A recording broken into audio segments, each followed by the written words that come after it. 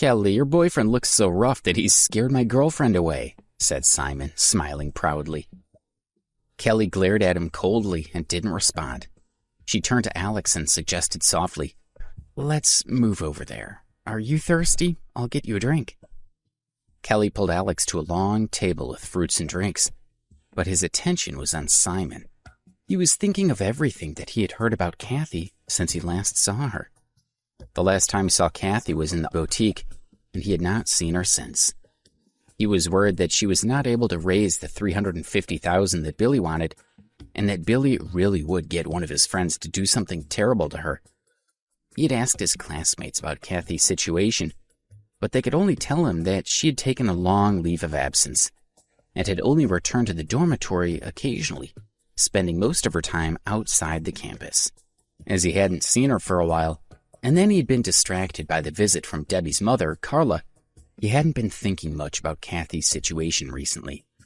When he suddenly saw her today, everything came flooding back, and he wanted to know what was happening.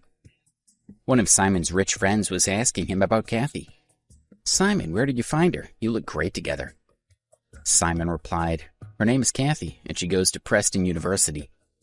The other day I was a bit bored, so I heard that there was a student holding a photographic exhibition at the university, so I decided to sneak onto campus and take a look. I was walking across the square to the library when this gorgeous creature walked right into me." The others burst into laughter. They were all very similar to Simon, so they didn't find him selfish or superficial at all. "Of course," Simon continued proudly, "Kathy was crying at the time. The fact was she owed some lowlife $350,000. She could probably tell straight away that I was rich, so she held my hand and said that as long as I helped her pay off her debt, she'd be willing to be my girlfriend. As you all know, I don't have any trouble pulling women, but something about her really caught my eye, so I was happy to give her the money, and now she's mine." His friends looked at him admiringly. One said, "That's still pretty generous, Simon, to give her $350,000 just like that." Another agreed, "Simon, since you really like this woman, are you going to keep her for a while this time? You got bored of your last few girlfriends in less than a month." Simon came from a rich family, but he was also very shrewd with his money. "I haven't nearly finished with her yet." Alex heard what Simon said and frowned. He turned to Kelly and said, "I need to go to the bathroom," then walked into the villa. Sharon looked at Kelly with concern and said, "Kelly, I can't stop thinking there's something weird going on between Alex and that girl, Kathy." Kelly didn't reply. She was quietly watching Alex walking away. In the bathroom, Kathy was leaning against the wall, wondering to herself, how did Alex end up here with Simon's cousin? What's he doing with her? Is it something to do with this girl Kelly that Alex suddenly became rich? In the mirror, she noticed the reflection of someone walking into the bathroom. She quickly adjusted her hair and makeup and made herself smile. When she saw that it was Alex, her smile turned cold in an instant. She crossed her arms and leaned against the wall, scowling at him with disdain. She muttered, "It's only you, you scumbag." Alex sighed. She hadn't changed at all. He walked up to her anyway. "Get lost, don't you know that you stink?" Kathy said in disgust. Being rude to Alex had cheered her up a bit. "I've got one thing to say, and then I'll leave," he replied, although he knew she didn't even want to look at him now. "Simon's a really horrible person. You should leave him as soon as you can. You'll be worse off than you were with Billy." "Are you serious?" She turned around and looked at him angrily. "You've got the nerve to say that to me? You're still hanging out with Simon's cousin. If Simon's not a good person, then his cousin isn't either." "You've misunderstood me. I'm just trying to look out for you. And I'm not Kelly's boyfriend," he replied calmly. "Why are you still arguing with me?" Kathy didn't believe him at all. "Just now in the garden, why didn't you deny being Kelly's boyfriend? Don't think you can deceive me. I know what's going on. That $100,000 donation you made to the village, then buying designer clothes in the boutique, it's all because of Kelly, isn't it? You're with her for money, aren't you? She's supporting you." "What?" Alex was stunned as he listened to her accusations. "What's wrong?" Kathy sneered. Alex, it won't matter if I tell everyone. You don't seem to have any problems picking up girls. First you went off with that country peasant, then you met Kelly and decided to use her to provide money for you and your peasant girlfriend. Sounds like a great plan. You disgust me. Alex looked at her incredulously and replied, I just wanted to tell you that Simon is only with you for one thing. He was telling all his friends while you were in the restroom. And before he came with my own eyes, I saw him hugging and kissing another woman. So what? She said. Alex found Kathy's carefree response bewildering. She said, From when we first met, I knew Simon only wanted one thing, but he did help me pay off Billy, and even bought me some pretty clothes and cosmetics. That's good enough for me. She continued, Of course he's playing with me, and I'm also using him. It doesn't bother me that he doesn't want to marry me. He brings me to parties like this where I meet so many wealthy young men, and I'm sure I'll end up with one of them, and then I'll be much richer than you'll ever be, pretty boy. Alex felt stupid for trying to help Kathy when he realized that she had already thought it all through and was well aware of this situation. He pitied her that she could have so little self-respect as to let herself be used by such a lowlife as Simon in this way. He turned around to leave, but Kathy pulled him back violently. He looked at her wearingly. She said, So you came here to help me, did you? Is that because you're still in love with me? She looked at him with contempt. You're so sad. I've dumped you so many times already, but you can't stay away from me. You still want me to change my mind and come back to you, right? Don't be such an idiot. Alex was regretting his decision to try to help Kathy. She was totally unreasonable. Now he just wanted to get back outside and get some fresh air. He muttered, Think what you like, I'm going. But Kathy grabbed his arm tightly and said, You just want to leave like that? Let go of me. Alex swung his arm forcefully, but her fingers were like pincers, holding on to him tightly. He asked, What are you trying to do? What do you mean? Kathy glared at him. She clenched her teeth as she blamed him for all their recent humiliations. What are you doing? Alex asked again. In response, Kathy suddenly shouted out loudly, Let go, you pervert! Then she screamed, Someone come quickly! Alex heard footsteps and understood what she was doing. He tried to speak. You... Kathy sneered at Alex, let go of his arm and rushed out of the bathroom, bumping into Simon, who had rushed over when he heard the commotion. Simon put his arms around Kathy and anxiously asked, What's wrong, baby? The rest of the guests also gathered around her. Alex had no choice but to slowly walk out of the bathroom. It was him. Kathy pointed at Alex and said, He was trying to me in the bathroom. What? Simon looked at Alex furiously. Hell, this doesn't want to live anymore. How dare he touch Simon's woman? Said one of the guests when they heard what was happening. Another agreed. He looks like a total lowlife. What a nerve, and right in Simon's house. Beat him up, shouted another. Simon was fuming. He let go of Kathy and walked slowly toward Alex, growling. I can't believe I let you stay at the party. I should have kicked you out when I first set eyes on you. How dare you try it on with my woman in my own home? Well, you're not getting away with it. The other guests crossed their arms and watched the two men squaring up to each other. They were enjoying the show and were really looking forward to watching Simon beat up Alex. Simon's fists were clenched, and he was getting ready to hit Alex in the face when they all heard a shout from behind them. Don't touch him! Simon turned around and saw that the others had moved to one side to allow Kelly through. She walked over with a serious expression. Kelly walked slowly between the two men and stood in front of Alex, still glowering at Simon. What are you doing? Simon asked, glaring back at her. He's mine. Don't you dare touch him, she replied passionately.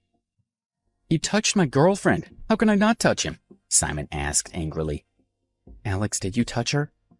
Kelly asked Alex without looking at him. She was still glaring at Simon. Alex looked at Kathy and replied, No, I didn't do anything. She's lying.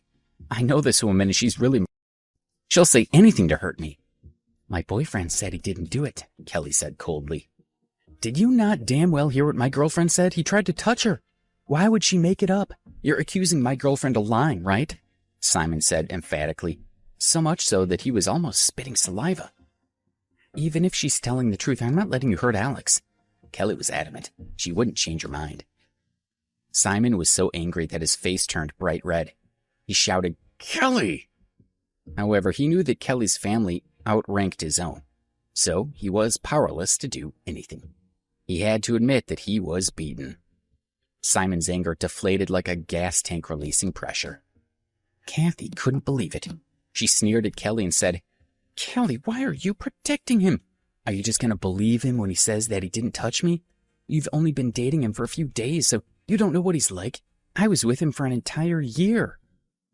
Kathy saw Kelly still protecting Alex and was furious. She didn't want him to be happy with her, and she was determined to destroy their relationship. Then she and Kelly could get their revenge on Alex together. Everyone stared at Kathy in shock. Had Kathy and Alex previously been together? "Babe, is this the ex-boyfriend you told me about?" Simon asked, walking over to Kathy. "Yes, that's him," she said, sneering at Alex. "Ha ha."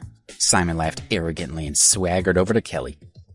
"Kelly, you have no idea what kind of boyfriend you'll be getting with him. He would take you out for fast food, and if you got a room, then it would be the cheapest one available. Would you really feel special with a boyfriend like that?" He smiled proudly. As he saw Kelly frown, he got even happier. "That's right," Kathy said, walking over to stand beside Kelly and Alex. She looked at Alex with a cold smile. "One time I was sick, and even though I didn't even know him, he just came over with a month's worth of food.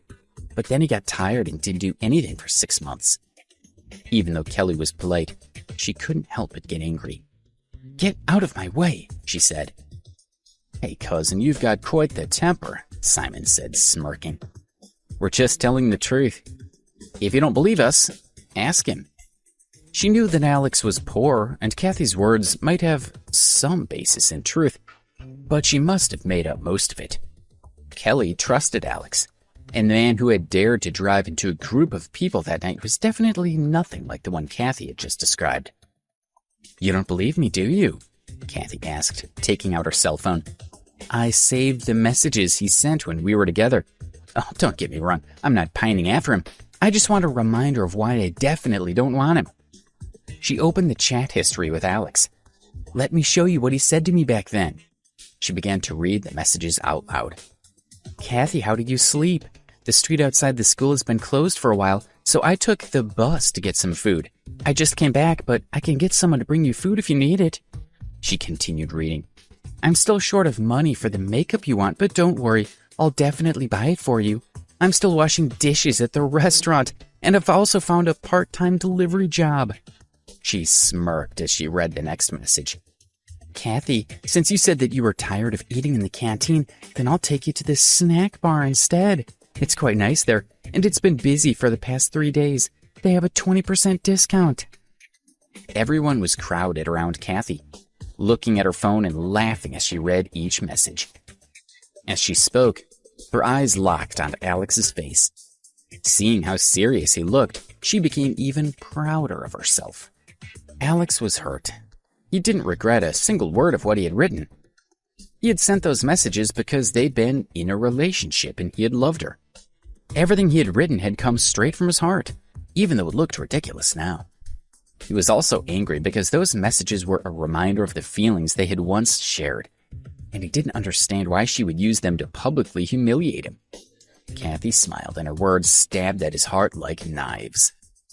"Hey, let us look," one of the men said, taking the phone and beginning to read the chat messages. "Kathy," he read, "is your mind too busy to sleep? Are you thinking about me like I'm thinking about you?" "Kathy," he said, moving on to the next message, "I just realized that you look like one of my favorite actresses. I'm so lucky to have you as my girlfriend. Every man on the planet is probably jealous of me. I've only been eating 1 meal a day so I can save the money to buy a phone for you. Don't worry about me. If a new phone will make you happy, then it's worth not eating much." "Damn," someone said. "He just lays it all out there, doesn't he?" "Ugh, he's making me sick," came another voice. The young men passed around Kathy's phone. As they read, they laughed so hard that they had to hold their stomachs and tears ran down their faces. The phone was finally returned to Kathy. "Kelly," she said, "now do you see what kind of person this guy used to be?" Kelly's gaze flickered slightly, but she still trusted Alex. Even with everything she had heard, she still thought he was a man worth pursuing. "Hey, Kelly, I'll admit that you're smarter than me, but you have a terrible taste in men. Are you really going to waste yourself on someone who has no money and no backbone? Kelly was very angry. She didn't believe that Alex was the kind of man Kathy and the others had described. She slowly turned to him and asked softly, "Is what they said true?" Even with the chat history, she didn't believe it. Alex must have had a good reason for his behavior, and if he denied everything, she would stand by him. Alex said nothing. He just glanced at Kelly, and her heart began to hurt. He was admitting it. "But you have a reason for it all, don't you?" she asked, longing to hear him defend himself. "No," Alex said, lowering his eyes. He refused to deny loving Kathy in the past. He also didn't want Kelly to fall any deeper in love with him. From the way she looked at him, he suspected that she was already too attached. Kelly bit her lip as she looked resentfully at Alex. His behavior was making it hard for her to tell what kind of person he was. "And I was the one who left him," Kathy said proudly, looking at Alex. "He looked so miserable." Seeing the situation developing as he had expected, and seeing Alex's lovely look, Kathy was extremely happy. She needed to work even harder and make sure that Kelly grew angry with Alex. That way she would dump him and he would lose her money. And without the money, he wouldn't be able to maintain his relationship with Debbie. "To get me back, he tried to show off to me at school," Kathy said sharply, pointing at Alex. "He invited me to eat at Madison Park and donated money to charity to get back in my good books. He also bought me a lot of clothes, and then he tried to get me drunk and take me to a hotel.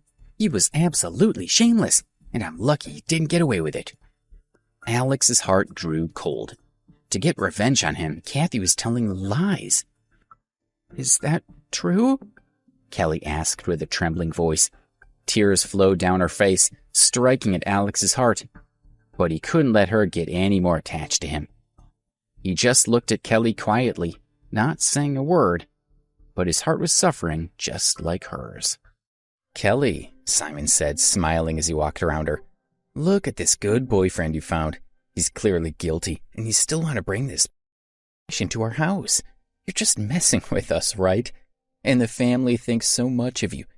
Do you really have the courage to face our family with a boyfriend like that?" Kelly had always been one of the more favored members of her family. When she had grown up, she had been given an important position in the family business, and she was valued and loved. Because of this, some of her cousins resented her, including Simon, who was taking advantage of this opportunity to hurt her. She had been staring bitterly at Alex, afraid of misjudging him. But now she walked up to him and yelled, "She's obviously making fun of you, so speak up. Tell everyone that she's lying and that you didn't do any of that." Alex lowered his gaze and didn't say a word. Kelly was angry and disappointed. This was not the hot-blooded man who had stood against more than 10 people the night they had met.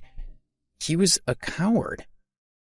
"Say something," she demanded. "Anything." It didn't matter what the truth was. If he said something or if he simply shook his head, she would believe him. But he did nothing at all. "Speak!" Kelly screamed, feeling like she was about to go crazy. Everyone was shocked. She glared at Alex with teary eyes as she yelled, "I hate you!" With that, she turned and ran through the crowd. "You, Alex, if anything happens to Kelly, I'll never forgive you," Sharon said, and then she chased after her friend, calling, "Kelly, wait for me." Alex raised his head and looked in the direction Kelly had left. He sighed slightly. "I already have Debbie," he thought. "I'm sorry, Kelly." With Kelly gone, Alex became the crowd's new target, and he slowly pushed his way through them all. "Get lost, nobody wants you here," a young man said, pushing at Alex, who glared at him angrily, making the man shrink back. Kathy had achieved her goal. Looking at Alex's slumped shoulders, her eyes showed a hint of coldness as she whispered, "Alex, I said I would make you pay for humiliating me." Alex had lost a day to Kathy's scheming, but at least one good thing had come out of it. Kelly had completely given up on him. In the afternoon, Alex went to pick up Debbie from band practice. When she saw the scratch on his face, he lied and said that he had accidentally cut himself. They got on a bus and sat in the last row, just like when they had first met. "What's wrong? Why do you look unhappy?" Debbie asked, holding Alex's hand. After a few days of rehearsal with the band, she had gradually recovered from Carla's death. "It's nothing," he said, realizing that he should be focused on Debbie. He looked at her with a faint smile. "Why are you so happy? Ever since we got on the bus, you've been grinning." "I have not," Debbie said, but she was still smiling. She looked at him with bright eyes. "Janice said she's arranging for us to go to Chicago in the next few days to participate in that popular talent show, The Sky's the Limit." "That's great news," Alex said, happy for her. "I'll go with you." "No need," Debbie said. "Janice said we'll be rehearsing while we're in Chicago. She has a lot of plans for us, and it might take several days." She stared into his eyes and said seriously, "You should stay at school and study hard. There's nothing you can do anyway, and I can take care of myself." "Okay," Alex answered, deliberately dragging it out. "But I'm afraid that once you get to Chicago, other men will snatch you away. After all, a big city like Chicago is full of handsome rich men. Well, I'm just from Preston University." Debbie laughed. She glanced at Alex, giving him a fake arrogant look, and said, "And now you realize how important I am? As for whether I'll be stolen away, that'll depend on you. If you treat me well enough, then I won't notice any other men when I'm there." With that, her lips twitched and she stifled a giggle. Alex smiled at her and began to massage her shoulders, and she smirked as if her evil scheme had succeeded. "Are you comfortable?" he asked. "Just so." "Then when you get to Chicago, will you close your eyes so you don't see other men?" "I might close one eye," she teased. "Only one?" he asked, grinning as he continued to massage her. "How about this? Will you close both eyes now?" "Maybe 1.5." 3 days later, Debbie, Janice, and the other members of Dream Chasers boarded a flight to Chicago to pursue their dream. Alex, who was back at Preston University, added Chicago to his phone's weather forecast. In the cafeteria, he ordered a plate of spaghetti, took it over to a table, and sat down. Just as he took a bite, he heard a sweet voice ask, "Can I join you?" He looked up and saw Kelly standing in front of him.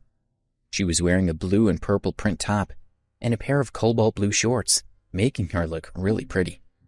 Kelly put her hands behind her back and looked at Alex with a gentle smile. "Oh," Alex said. A strand of spaghetti fell off his fork and back onto the plate.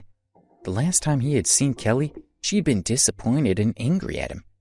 After she had hit him, she had run away. "You're wondering why I'm here when I was so angry at you before, right?" Kelly asked, sitting across from him. "To be honest, I was furious at the time, and after I got home, I cried for ages. After what Kathy said, I felt that you weren't at all like the man who saved me that night." She looked into his eyes. "But when I woke up the next morning, I felt much calmer." Alex merely stared at her. "I believe that Kathy was telling the truth," she said. "But I also think it was mixed with exaggeration and lies. You were so determined to reject me that day, and I don't believe that you would beg her to take you back. Those messages you sent were quite normal when you were in a relationship. As for when she said you tried to get her drunk in the bar and then take her to a room—" "Maybe I did," Alex interrupted in a low voice. "No, I don't believe that," Kelly stated, watching him closely. "That's up to you," he said, glancing at her. "But as you said before, I promised to pretend to be your boyfriend at that party, and now it's over." No matter how she felt about him, he wasn't going to date her for real. "I'll go back on my word," Kelly stated, not beating around the bush. Alex didn't know what to say. He looked down and started to eat his spaghetti. He would never again believe anything Kelly said. No matter what, he would simply pretend he didn't hear her and that she wasn't there. "Alex, are you angry?" she asked, lowering her head to try to make eye contact. Alex concentrated on eating his meal. What did she expect him to say? "Alex, please don't be angry at me," she said, reaching out to touch his shoulder. She didn't expect his reaction. With a wave of his hand, he shook her off. "Ow!" she yelped with pain. "What's wrong?" he asked. When he had shaken off her hand, he seemed to have pinched her thumb. Kelly held the thumb of her left hand and frowned as she looked at him. "Let me see." He put down his fork and grabbed her hand. His heart sped up the moment he touched her, and he quickly focused his attention on her hand. "How is it?" he asked as he gently massaged her thumb. Much better, she said with a trace of a smile. Noticing the small scar on his cheekbone, she felt guilty. Does your face still hurt? He shook his head slightly and glanced up at her. It's fine, he said, letting go of her hand. I'm sorry, she said. I lost my temper. He didn't answer and simply went back to eating his spaghetti. Can I have some of that? Kelly asked softly. Alex glanced up and saw her watching him expectantly. I'll go and get you some, he said. He had already forgotten that he had promised himself he would ignore her. No need, she said with a smile. She got up, grabbed a fork, and sat across the table from him. Is this okay? Well, whatever, Alex said. As he lowered his head to eat, another fork came into view. Kelly twirled some spaghetti around her fork and put it in her mouth. It was delicious. They continued to share the same plate of pasta, drawing envious looks from many of the male students in the cafeteria. Kelly took some more and placed it in her mouth. This string of spaghetti was very long, and it didn't break when she lifted it. Slowly, she worked her way along with it, looking up in shock as her lips made contact with Alex's mouth. They both opened their eyes wide. Alex's face turned red with embarrassment, and he quickly bit off his end of the spaghetti strand. He jerked his face away from her. I'm sorry, he said. Seeing Alex get flustered, Kelly couldn't help but laugh sweetly. Alex was stunned.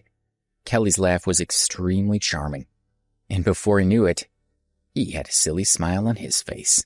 Alex and Kelly were still both a little dazed when Alex's phone rang. He took it out and saw that it was a video call from Debbie.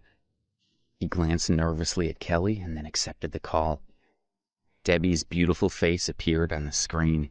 She had just finished unpacking in Chicago, and she couldn't wait to speak to Alex. Alex, where are you? She asked, smiling sweetly. I'm in the cafeteria, he answered. Look, I'm having spaghetti. He angled the camera to show his plate. Oh, why do you have 2 forks? She asked curiously. Ah, panic flashed across Alex's face for a moment, and then he smiled lightly. I accidentally dropped my fork on the floor and had to get another one. When she heard Alex lie, Kelly's bottom lip trembled. Oh, okay. Debbie didn't seem worried. She moved her phone around the room, showing it to Alex. Look, this is the practice room Janice got for us. We'll be rehearsing here before we go to the talent show. Hey, it looks pretty good, Alex said. And then he frowned with concern. If you're staying in Chicago for a few days, are you sure you don't need me there? We'll be here for about a week or so, she said. I told you that I don't need you to come. I'm trying to do what's best for you. Okay, he said. Take good care of yourself in Chicago, and I'll see you when you get back. After talking to Alex for a while, Debbie ended the call. You love your girlfriend a lot, Kelly said with a faint smile. Yes, Alex said. So, do you understand now? After talking to Debbie, he was resolved again. He had to be clearer with Kelly. He was no longer afraid of Kelly getting more attached to him, but he was worried that he might fall in love with her. I understand, Kelly said, but I'm still not giving up. As I said before, perhaps after a while, you'll realize that I'm more compatible with you. She wasn't avoiding reality, but she refused to hide her feelings for him. Alex was speechless. Then he got angry. Kelly was intentionally trying to destroy his relationship with Debbie. Scowling at her, he got up and left the cafeteria. Kelly had a faint smile on her face as she watched him leave. Then her gaze slowly shifted to the plate of spaghetti on the table. She picked up a fork and started to eat, feeling a little sad. Janice called Debbie and the others together. From the moment the 5 girls set foot in Chicago, their hearts were pounding with excitement. They dreamed of becoming famous and earning lots of money.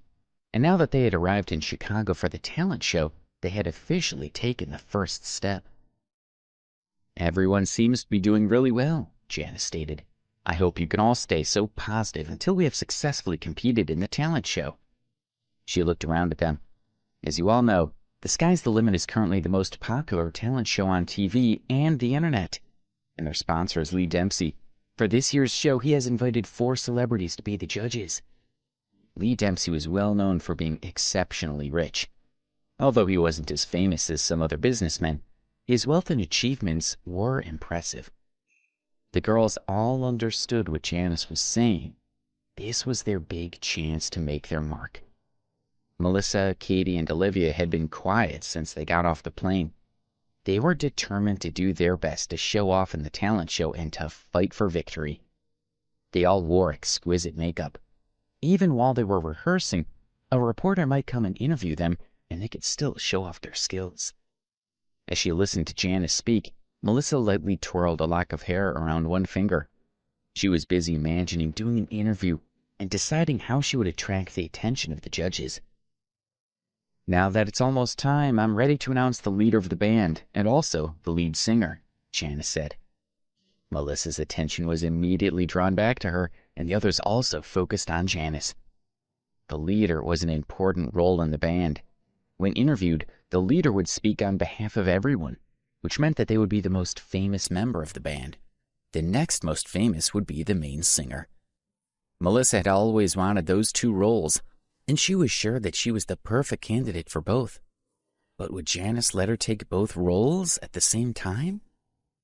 After rehearsing together, you must have some idea of each other's abilities, Janice continued. Several people were involved in this decision, so I hope that you can all accept the results. For those who have not been chosen, it doesn't mean that you aren't talented, but simply that someone else is more suited to the position. If she just announced that I'm the leader, then the others would be disappointed, Melissa thought. So she's saying this to prepare them so they aren't upset. Then they can focus on supporting me, and I won't have to worry about trying to make them feel better.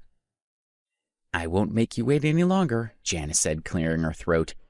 "Our decision is that..." "What?" Melissa thought, her smile frozen on her face. She didn't know how to react to what Janice had just said. Rita was the leader, and Debbie was the lead singer, which meant that Melissa was nothing. It wasn't fair. "Janice, did you misspeak? Surely Melissa asked, looking at Rita and Debbie in disbelief. Janice sighed softly.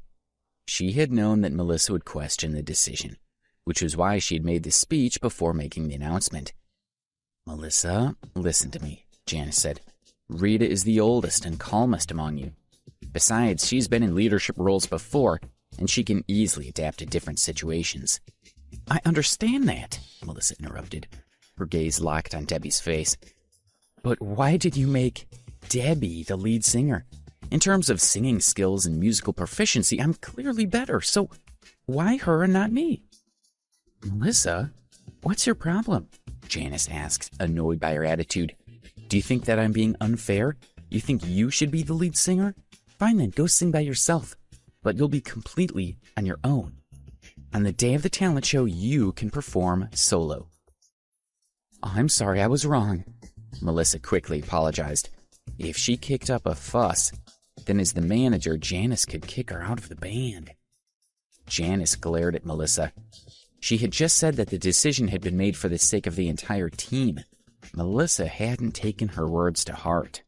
"Your singing is very good," she said to Melissa, "but Debbie has a better voice, and her dancing is also a little better than yours. So we decided to let her be the lead singer." Since Janice was the one who had discovered each of the girls, she felt she had to encourage them. "Melissa, the lead singer, may be more famous, but as long as you work hard, each one of you can stand out.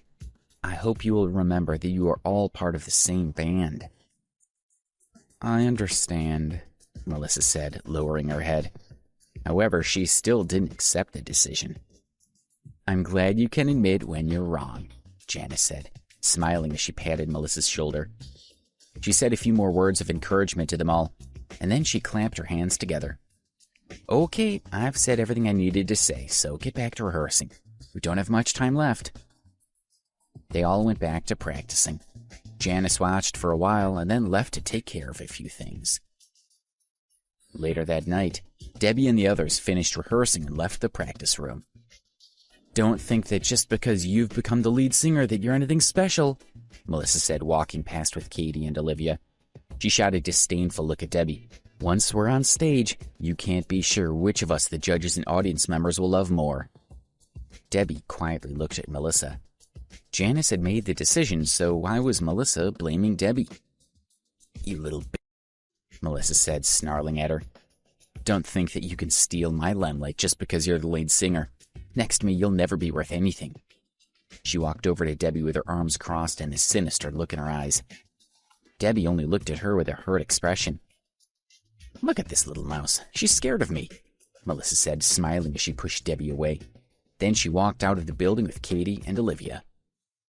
A bright yellow Porsche to a halt in front of Melissa. The car door opened, and Melissa's boyfriend, Charlie Mason, stepped out of the car.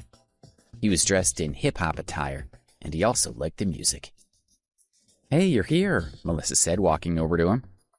What's wrong, babe? Why do you look unhappy? Charlie asked as he wrapped an arm around her.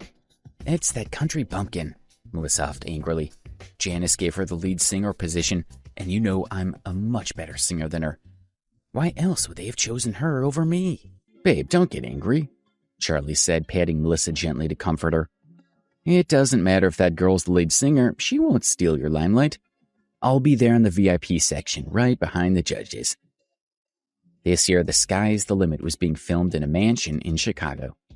On the day of the recording, there would only be around 100 members of staff present, and only 2,000 carefully chosen audience members would be allowed inside. Very few people would be allowed to watch the show. Charlie was rich and powerful, and the seats behind the judges' table were in a great position. Really? Melissa asks happily. That's great. How much did you have to spend? Not much, he said. Just $50,000, and it's worth it to be able to chat with some of the celebrities. I'll record your performance for you. Charlie opened the car door and said, Get in. Let's go home first. Katie, Olivia, it's fine if you don't want to go back to the hotel. You can stay at my place.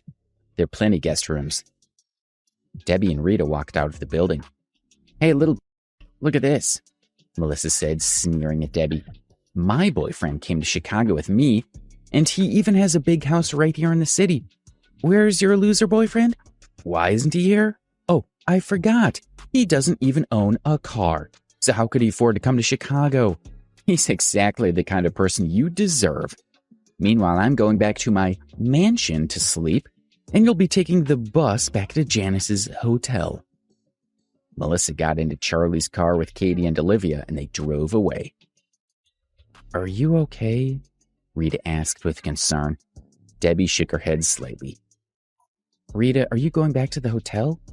Debbie was feeling extremely lonely, and she really wanted Rita to keep her company.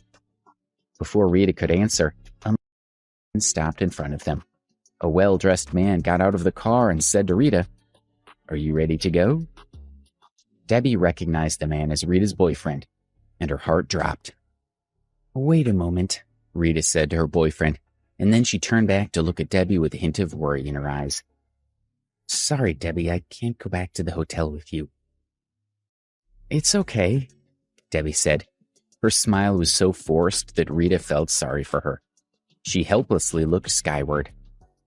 Debbie, I hope you don't mind me giving you some advice, Rita said, looking at her. I really think you should break up with Alex as soon as possible. It's obvious that he can't protect you. So why waste time on him? Rita looked at Debbie seriously.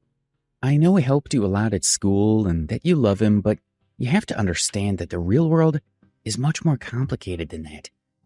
We're all going to be big stars in the future. So even if you don't let go of him now, will you still have time for him once you're famous? I doubt it. You'll be living in two completely different worlds. And since you're destined to be apart, then why not just let him go now? She had been wanting to say that for a long time, and she hoped that Debbie would understand. But Debbie's eyes grew wide, and then she lowered her head and laughed softly, looking slightly embarrassed. I know you're just looking out for me, she said, but I won't break up with Alex. Rita was speechless. She rolled her eyes and looked away in frustration. She had already made the situation clear to Debbie, so why was she being so stubborn? I really appreciate your concern, Debbie said, but I can't break up with Alex. You don't understand what's between us, and he isn't what you think he is. Debbie knew how rich and important Alex was. Even Sam Woodsworth had to listen to him, and Alex was much wealthier than Rita and the others could imagine. Fine, Rita said, a little angry.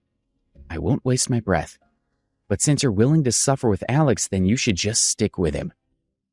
Debbie was being far too stubborn, and Rita didn't want to argue anymore. She didn't even look at Debbie as she walked toward her boyfriend's car and got in. Rita, please don't be angry, Debbie said. I really want to thank you for looking out for me. If you want to thank me, then think about what I've said and leave him, Rita said through the car window, and then she told her boyfriend to drive away. Debbie was left standing alone. Her smile gradually faded, and a strong sense of loneliness hit her. She pulled up the collar of her coat and walked toward the bus stop. She sat on the bus heading to the hotel and looked out the window at the brightly lit city. After a while, she slowly shifted her gaze to inside the bus. She felt so alone, and when she saw the smiling faces of the other passengers, she couldn't bear it anymore. She leaned her head against the back of the seat and closed her eyes. The days passed in much the same way. 1 day passed, then 2 days. For 7 days, Debbie had worked hard in rehearsals during the day and then took a bus back to the hotel at night. She grew lonelier with each passing day, and the longing for Alex became stronger and stronger. She pictured Alex's face in her mind, but she couldn't smile like she had the last time she had seen him. Her face started to crumble, and her lips thinned. 2 tears slipped from her eyes, sliding down the side of her face and dripping onto the ground. She slowly opened her eyes, which glimmered with tears. Then she took out her cell phone, found Alex's number, and called him. Hey, Debbie, you finally found time to call me. Tell me, do you miss me? Alex's familiar voice came through the phone, causing warm tears to roll down her face again. Why aren't you saying anything? Alex asked, feeling a little worried. It's nothing, she said, controlling herself so that he wouldn't hear her cry. I'm just calling to tell you that we're starting the talent show tomorrow at 8 p.m. That's great, he said. I've missed you so much this last week. She listened to him speak and she wanted him to come and visit her. But before coming to Chicago, she hadn't thought much about it. And now she wasn't sure what to do. She wanted Alex to see her first performance on stage, but she didn't want Melissa and the others to mock her. You called to ask me to come and see you, didn't you?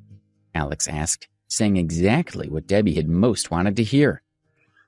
No, I've been having a good time in Chicago all by myself, she said, smiling. She didn't know why, but when Alex had suggested she wanted him there, she wanted to deny it. She whispered, But if you want to come, then come. I'm sorry, Debbie, he said, but our class is going to the city park to identify plants and I have to be there, so can't come to Chicago. Debbie was stunned. It's fine, she said. You do what you have to do and I'll be fine by myself in Chicago.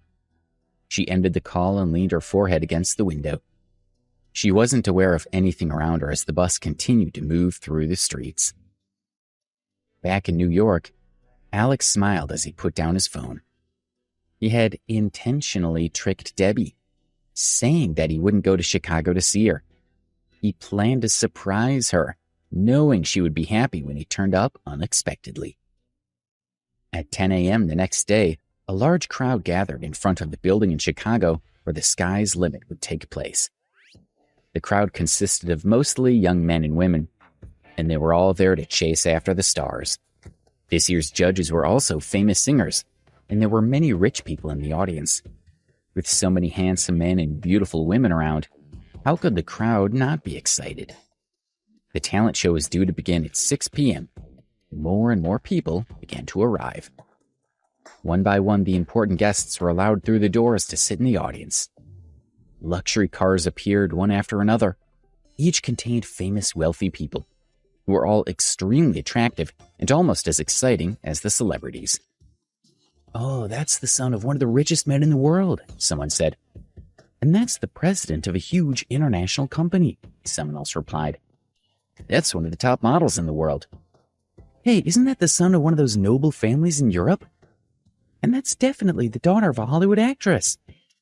The crowd cheered and exclaimed over each of the arrivals. At 5 p.m., the 4 celebrity judges arrived in private cars and walked inside, waving to the crowd and sending them into a frenzy. The girls in the crowd jumped up and down, shouting at the names of their idols and hoping that they would be able to catch a glimpse of them. "I love you," one girl screamed. "Over here," another yelled. "You're my favorite singer," a girl shouted. "I got an autograph," one fan squealed. "I'm so happy I could faint." The bus carrying Debbie and the other contestants slowly moved through the crowd and approached the building. Looking at the people on both sides of the road, Debbie hoped that she would have that many fans one day. Alex combed his hair, tidied himself up, and walked out of the Washington Heights. He called a taxi and went straight to the airport, intending to give Debbie a surprise by showing up in Chicago. After buying the ticket, he waited for 20 minutes for his flight to be called, and then he received a call from Joe. "Alex, I'm treating you to dinner tonight at 8 p.m. You have to be there," Joe said. He seemed very happy, but he didn't explain what was going on. "Oh, I can't. I have something to do," Alex said. He was about to explain that he was going to Chicago to watch Debbie's talent show, but Joe didn't let him finish speaking. "Susan and I are engaged," Joe announced. "Really?" Alex asked. "And her parents agreed? That's great." He was happy for Joe. He looked at the ticket in his hand. After hesitating for a moment, he decided to stay. "Okay, I'll definitely be there. Call the others and I'll see you later." Joe was like a brother to him, and this was wonderful news. It wouldn't be fair if Alex didn't celebrate with him. He would have to change his plans. He felt a little guilty about Debbie, but he had to be with Joe, and Debbie had told him to stay in New York. She probably won't mind, he thought. He had no idea how much he would come to regret this decision. At the talent show in Chicago, the mansion was brightly lit, making it look very elegant. The stage was beside an artificial lake, and the background was made from a large fashion poster with dozens of pretty girls. The colorful lights and the lakes and the trees made the place seem magical. The seats for the 4 judges were directly in front of the stage, and there were dozens of seats in the audience for the most important guests, while the other 2,000 spectators had to stand. In a corner of the seating area, Charlie and Melissa were whispering to each other.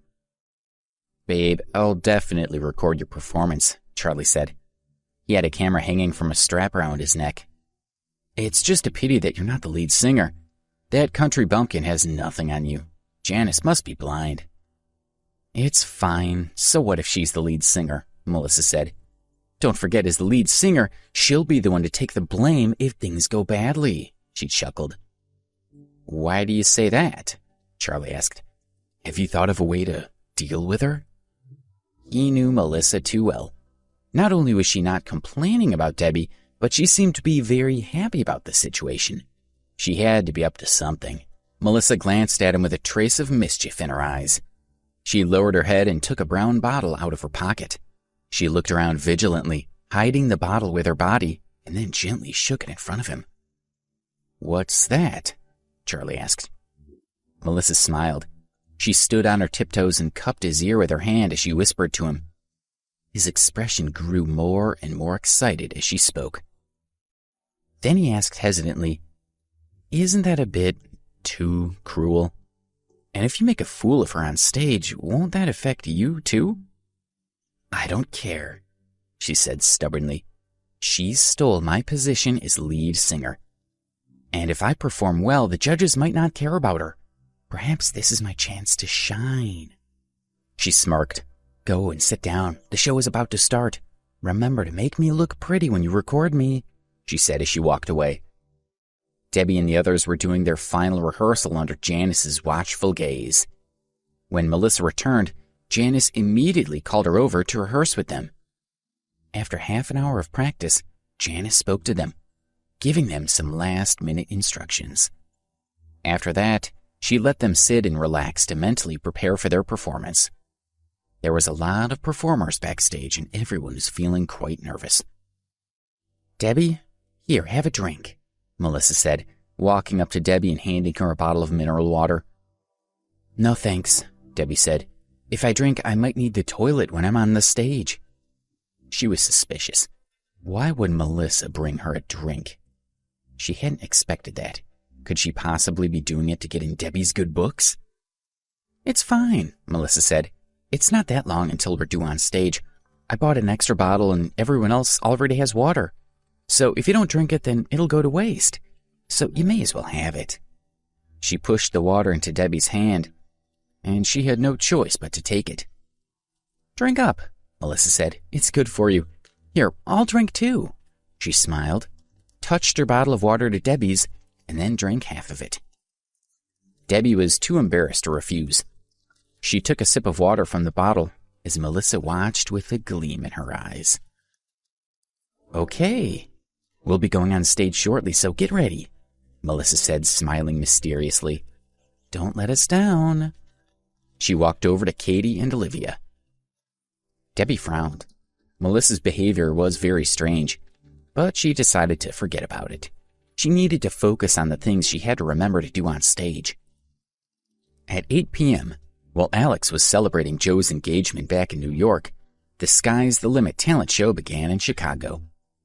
The 4 judges sang a song together, and then they returned to the judges' seats as everyone applauded.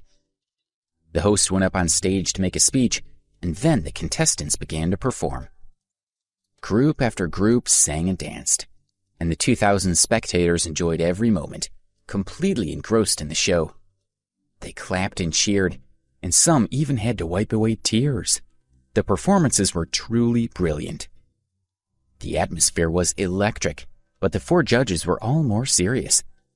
They viewed the contestants a little more harshly, pointing out the flaws and shortcomings of each group. As the time for Debbie and the others to go on stage drew closer and closer, Debbie became increasingly nervous. However, she was confident that she would be able to perform well. But then, she suddenly felt a slight pain in her stomach. She rubbed it lightly, thinking that she must have eaten something that disagreed with her. No doubt she would be fine in a moment. She tried to concentrate on what was happening on stage. The 4 judges were all involved in the music industry, so they knew what they were talking about. Their comments were funny as well as insightful, and the contestants hung on to every word. Meanwhile, the pain in Debbie's stomach became more severe, and she could no longer think about how to perform on stage. All her attention was focused on the pain. You guys are up soon, Janice told them. Once you go on stage, don't think about anything else. You're just as good as anyone else here. She walked to the middle of the group, giving them final instructions. As she was speaking, she noticed that Debbie's face was pale and beads of sweat had appeared on her forehead. Melissa looked at her excitedly. The bottle of water she had given Debbie to drink earlier had contained a very high dose of a drug that she had bought online. A small dose would give someone an upset stomach, and she had given Debbie a much larger dose. What's wrong? Are you okay? Rita asked in concern. She put her arm around Debbie's shoulder. I'm fine, Debbie insisted. Maybe something I ate doesn't agree with me. My stomach's a bit sore, but don't worry, I'll be okay. A bit sore? Rita asked, looking worriedly at her. You're sweating. She looked at Janice and said, I think Debbie needs to go to the hospital. That's right, Janice, Melissa agreed. Debbie seems to be in pain, so she needs to go and rest. Don't worry, I can take over Debbie's position. Do you really think we can just make changes to the group now? Janice asked, frowning. She glanced at Rita and Melissa. The rules of the talent show were very strict, and they couldn't make any alterations. Janice knew Debbie should rest, but it just wasn't possible. Debbie, can you hold on? She asked worriedly, squatting in front of her. I'm fine, Debbie said. I promise. She raised her head and forced a smile. She didn't want to let the others down, and she also didn't want to miss such a good opportunity. Okay, Janice said, gently caressing Debbie's face. It's fine. It's only a few minutes until you go on stage, so it'll be over soon. Once you get off the stage, I'll take you back to the hotel. At that moment, the host on the stage spoke again. Judges, thank you for your wonderful comments. The next group is from New York, the city that never sleeps. 4 charming young women with their own unique personalities. Let's welcome them onto the stage. Put your hands together for Dream Chasers. Melissa and the others started to walk toward the stage, but when Debbie stood up, her stomach hurt even more violently. Every time she tried to straighten up, her stomach hurt twice as bad. "Are you sure you're okay?" Reed asked worriedly, holding Debbie up. Debbie smiled and slowly shook her head. She was in so much pain now that her lips twisted into a grimace. She forced herself to take a breath. The performance would last only for about 10 minutes, so she could endure the pain for that long. Rita wanted to say something, but there was nothing she could do. She took Debbie's hand, and they walked slowly toward the stage. Debbie, Rita, and the rest of the band stood on stage. The song they were going to sing today was Bluebird, the theme song from a Japanese anime movie. It was an energetic song which required them all to sing and dance. The 4 judges in the audience were all quietly waiting for their performance to start. Debbie looked particularly beautiful, and everyone had high expectations for this young girl group, the Dream Chasers. A few purple spotlights focused on the band. Despite having terrible pain in her stomach, Debbie smiled at the audience. Rita turned around and gave a signal that they were ready to start. The conductor's hand was already raised high, and the musicians were set to play. Then, suddenly, a few people thought they could hear barking coming from the back of the venue. Woof, woof, woof, woof, woof. Just as the band was about to start, a man's voice rang out from the audience. "Oh, it's Bluebird. I need to listen properly to this song." In the quiet environment of the auditorium, his voice sounded particularly strident. People in the audience started to ask each other, "Who is it?" "They're recording the whole show. Now his voice will be on the recording. They're probably going to have to start again." The audience started to whisper to each other. Everyone was looking toward the man. "Wait a moment," the director of the show said as he made a halting gesture toward the band on stage. He walked quickly toward the man. The man who had called out was in his late 20s. He was dressed casually in a white t-shirt, black shorts, trainers, and a baseball cap that sat at an angle on his head. He was not particularly handsome, but his mannerisms exuded the air of someone wealthy. He was with a woman who was stylishly dressed. She wore a light blue shirt tucked into her shorts. Her hair was purplish red, and her skin was white and clear. Even though she wore a pair of large sunglasses that covered half of her face, she was very beautiful. The couple was very confident and did not feel embarrassed that they were drawing attention to themselves in front of so many people. They walked through the audience with their large dog, looking around them with cold eyes and pushing people out of the way. Occasionally, they yelled at someone rudely. The director walked over to the couple with a smile. He said, "Mr. Dempsey, you've arrived. Why didn't you tell me in advance that you were coming so that I could have sent someone to pick you up?" Upon seeing the director's reaction and hearing him address the youth as Mr. Dempsey, some of the audience reacted with surprise. One man said, "So he's Lee Dempsey. I heard that he's going out with that supermodel, Angelina Sanders. That beautiful woman next to him must be her." "Isn't this show sponsored by his restaurant chain, the Dahlia Restaurants?" the man's wife asked. He confirmed it. "That's right. We all eat in his restaurants, so we all pay his salary. We would all do well to remember that." By this time, the executive director had approached Lee and his girlfriend. To everyone's horror, their dog suddenly rushed up to the executive director and bit him on the leg. The director screamed and fell to the ground. Lee and Angelina pulled their dog back, laughed, and greeted the director. Angelina said, "Bad boy, Duke," and even pretended to hit the dog a few times. But in reality, she wasn't cross with him at all. They both knew that Lee was an investor in the show and that the director would want to keep him on his side. They were sure that everyone would see that their dog biting the director had all been a hilarious joke. In the end, it was the director who apologized to them for overreacting. He was desperate not to offend Lee and Angelina. He simply told one of his staff to drive him to the hospital for rabies vaccination and asked the assistant director to take over from him. The 4 judges stood up and shook hands with Lee, exchanging greetings. Although they were all famous musicians, they still looked up to him. After all, they did rely on Lee to earn money. One of the judges even offered him his seat. Lee told him, "You're too kind, but I grew up listening to your songs. I can never take your seat in the presence of so many of your fans. I'm happy just to sit next to you. After all, you're the best in the world at what you do. The band coming on stage now is pretty good. Are they still singing Bluebird next? I'm a fan of their song Fire Shadow. I feel very lucky to be here." Lee chatted with the 4 judges for a while before finding a seat with Angelina. People around them were commenting on what they saw. One lady said, "That's the real boss, Lee Dempsey."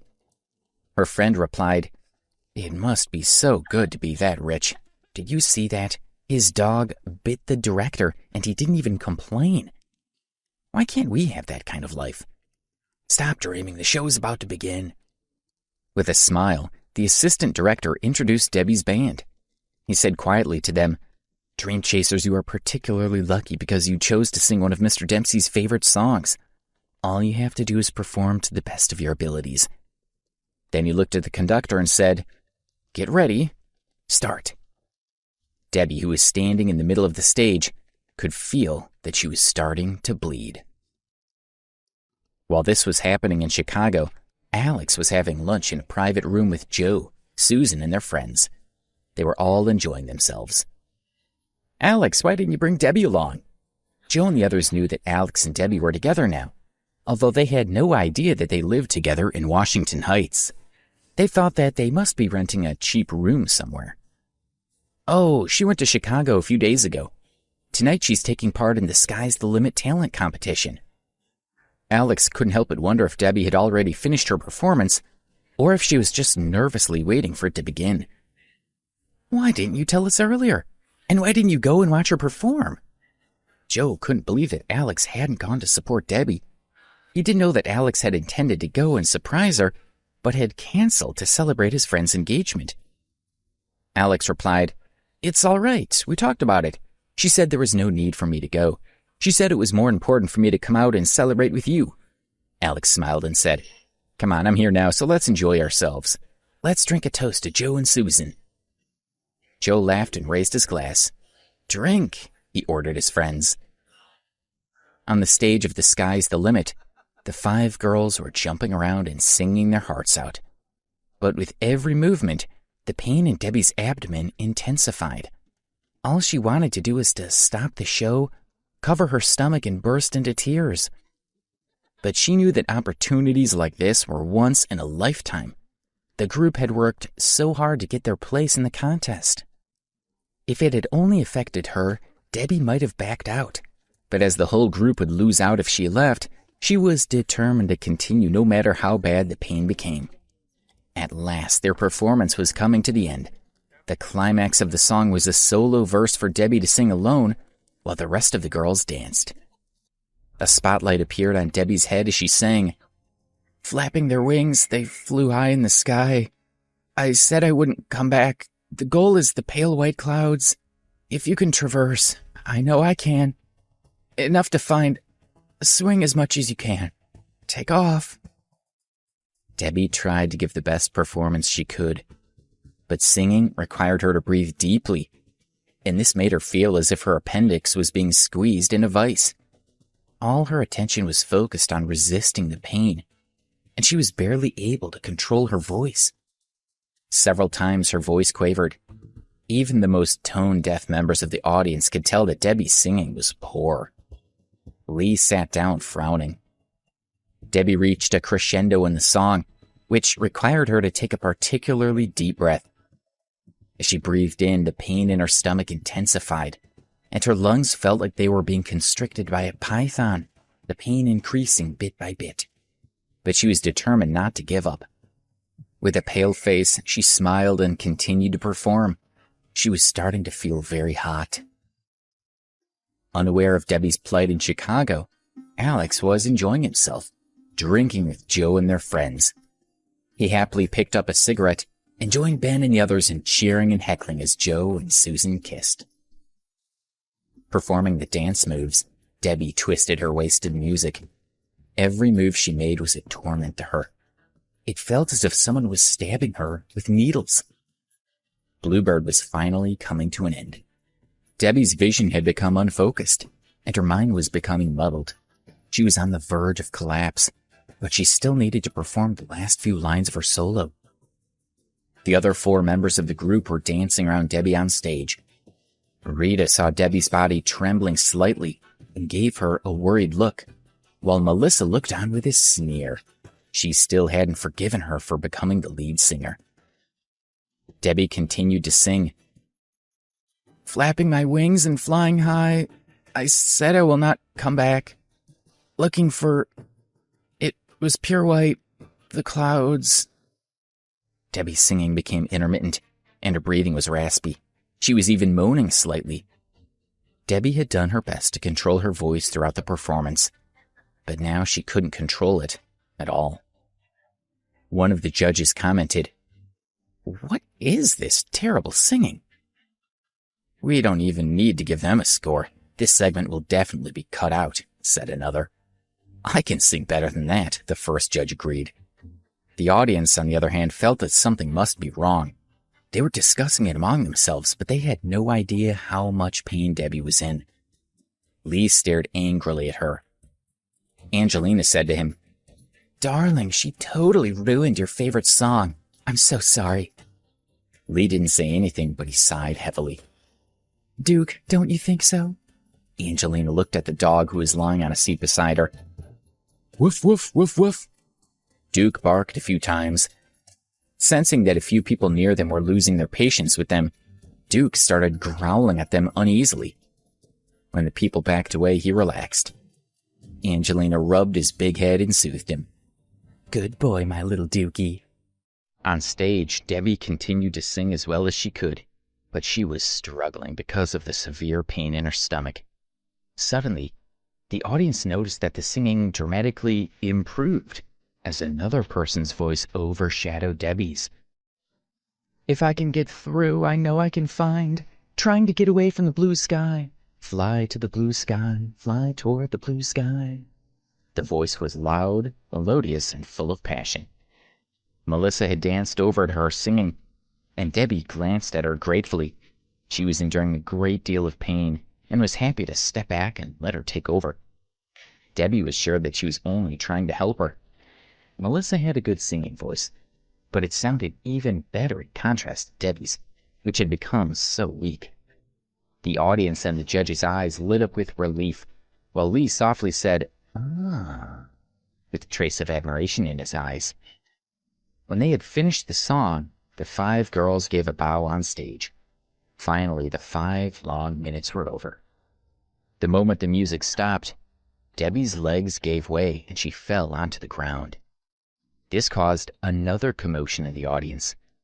Rita quickly helped her up, but Melissa, who was standing beside her, only smiled coldly. Watching Debbie's weak appearance from backstage, Janice covered her mouth and started crying.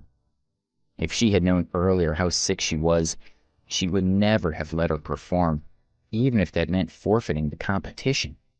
She could only hope that she would be okay. The judges were very concerned about Debbie and told her to go backstage and rest. One of them said to Janice, "Is your singer ill? Hurry up and take her backstage to lie down. As for your score, I'm sorry, but thank you for taking part." The other 3 judges agreed. "Indeed, go back and rest. Your health is more important than the competition," one said. Rita was very disappointed. If Debbie had been well, she was sure that they would have done well in the contest. However, now was not the time to worry about the results. She only wanted to make sure that Debbie received treatment as quickly as possible. The 5 girls bowed and were about to step down from the stage when Janice rushed up to support Debbie. Then Lee spoke up so loudly that everyone stopped what they were doing and turned to stare at him. "Hold on a minute." Lee was very angry. He didn't care how sick Debbie was. He felt that singing Bluebirds so badly was an insult. What made him even angrier was that, with so many children around, he couldn't even curse loudly. He muttered to himself, "How dare this group ruin Bluebird for me? So, how do you think you did? I'm guessing you already know." Lee said as his gaze shifted between Debbie and the others and finally landed on Melissa. He pointed at her and said, "This girl sang quite well. At least her voice was quite pleasing to the ear. Because of her, I'll let you pass to the next round. Because Lee was a sponsor, his words meant everything. Melissa gasped in surprise. She immediately grinned and thanked Lee. Thank you so much, Mr. Dempsey. I promise that I'll continue to work hard. That's enough. You're getting in the way now. Get down from the stage. Lee waved his hand and the girls walked off the stage. Janice stopped Debbie. She said, Debbie, wait a minute, and quickly dialed 911, telling them that an ambulance was needed urgently to take someone to the hospital. Janice held the weakened Debbie in her arms and comforted her softly. Don't be afraid, the ambulance will be here soon, she said. Rita also stood beside her, holding her hand and looking at her with concern. Rita, I'm in so much pain, Debbie told her friend. Her clothes were soaked with blood now. Her eyes were closed tightly and her hands were clenched. She thought she might pass out. Katie was angry with Debbie and huffed at her. You have a nerve complaining about being in pain. Because of you, we were almost eliminated. Olivia agreed. That's right, she said. You said that you didn't have a stomachache yesterday, and you said the same last night. Then at such a crucial moment, you decide that you do have a stomachache after all. I think you did it on purpose. She crossed her arms and looked at Debbie coldly. Hearing her friends criticizing Debbie, Melissa giggled to herself. At that moment, Rita, who usually managed to stay calm, felt that she had to stick up for Debbie. She asked Katie, You think she wanted this to happen? Katie replied, Did we say something wrong? If it wasn't for Melissa saving us in the end, we would have been eliminated. She almost ruined it for all of us. Can you blame us for being mad with her? Janice interrupted the argument with a frown. She said, All right, Katie, Melissa, like I said before, you all have to stick together and look after each other. If one of you succeeds, you all do. Have you forgotten what I said? Miss Campbell, please don't be angry. We're just a bit upset. It's not surprising, but I promise we'll all calm down now, Melissa said as she walked over and persuaded Katie and Olivia to sit down. She wanted Janice to see her smoothing things out so that she would have a good impression of her. Debbie spoke up with great difficulty. Miss Campbell, it's my fault. I'm the one who did wrong. Don't blame them. It's me. I was wrong. Hot tears once again flowed down her cheeks. She looked pitiful. Janice hugged Debbie and tried to comfort her. She said, No, it's not your fault. Don't say that, and don't worry about anything. The talent show was still going on. Duke, who was lying beside Angelina, stuck out his tongue and started panting. Angelina knew that this meant he was thirsty. Dukey, are you thirsty? She said as she touched the dog's big head. Since she didn't want to miss the show, she needed to find someone else to take her dog out to get a drink. Because of Duke's earlier growling, the rest of the audience was keeping their distance. They believed that the dog was aggressive and wasn't going to get anywhere near it. Angelina pointed at a young man and instructed, You, come here. Me? The man that Angelina was pointing to was Charlie Mason. He looked at his friends, but everyone else pretended to be watching the show. He secretly cursed his bad luck and walked toward Angelina with a frown. Duke, you're not allowed to bark, said Angelina to the dog. When Charlie walked over to them, she pointed at him while looking at the dog and said, Duke, this young man is going to take you for a drink. Be good and don't bite him. Charlie was scared and embarrassed. He had become a dog babysitter. He didn't dare to take hold of Duke's leash, but he also didn't dare not to.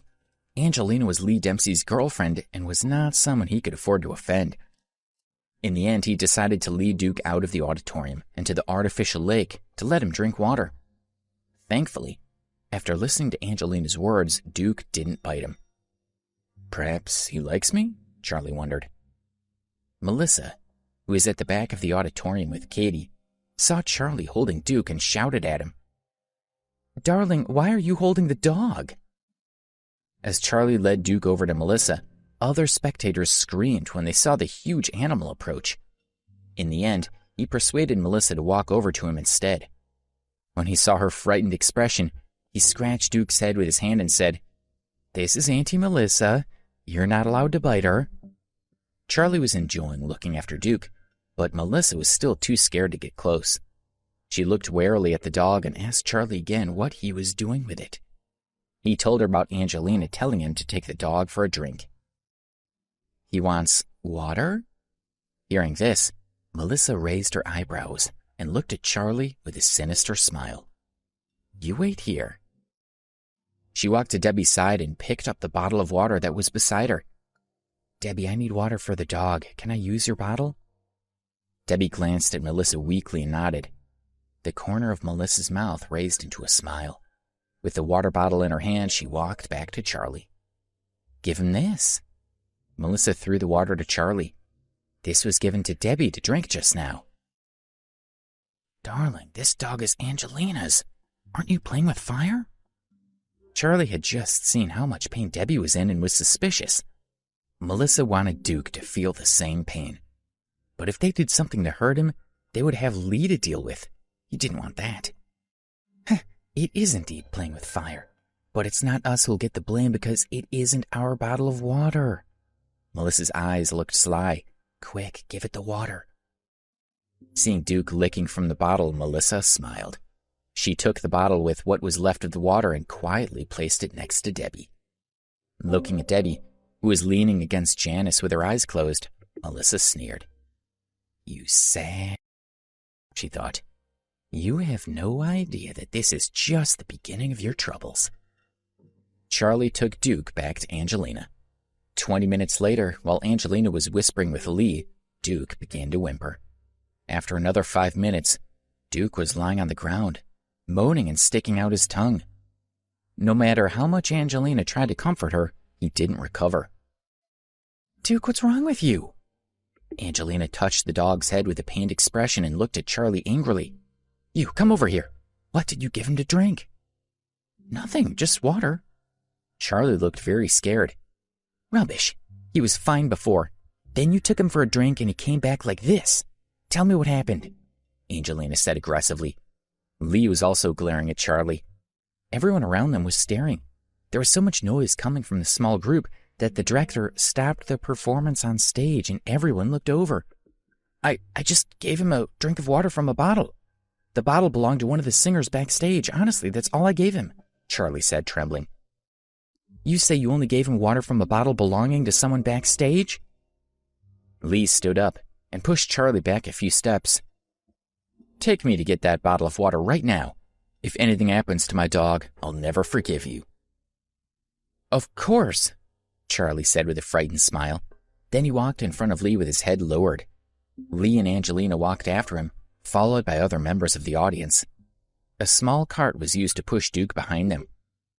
When the performers backstage saw Lee arriving, they were all surprised and stood up one by one.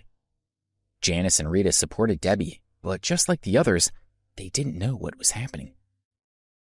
You gave your water to my girlfriend, Charlie pointed at Melissa. Mr. Dempsey's dog drank your water and now he's really sick. What? Melissa screamed in fake surprise. She quickly said to Lee, Mr. Dempsey, someone else gave me that bottle of water. It's not my fault. Really? Lee's gaze turned colder. Did you tell that person you were going to give the water to my dog?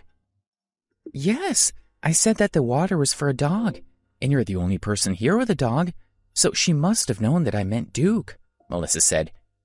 Who is this person? Lee asked. Melissa's gaze shifted to Debbie, and she pointed at her. It's her fault. She gave me the water. Please subscribe to the Pocket FM YouTube channel and press the bell icon for instant notification. Check out our channel for more such exciting shows.